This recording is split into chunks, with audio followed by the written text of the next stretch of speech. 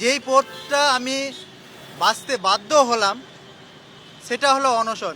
এই একমাত্র পথ যোগ্য শিক্ষক শিক্ষিকা এবং শিক্ষাকর্মীদেরকে বাঁচানোর জন্য।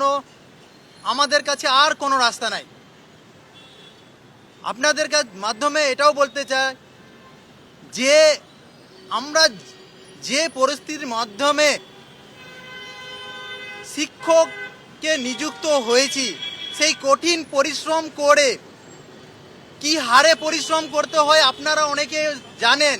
যে দুর্নীতি হয়েছে তার মধ্যেও আমরা নিজের যোগ্যতার ভিত্তিতে চাকরি পেয়েছি, এবং সেই যোগ্যতার প্রমাণ কাকে দিবে? যে নিয়োগ করেছে সে, তাকে দেওয়া উচিত।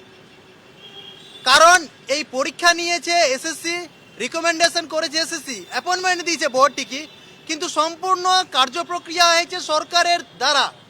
অর্থাৎ নিয়োগকারী সংস্থা হতে পারে স্বশাসিত, কিন্তু সম্পূর্ণ কার্যক্রম প্রক্রিয়া সরকারের মাধ্যমে সরকারের দ্বারা করা হয়েছে।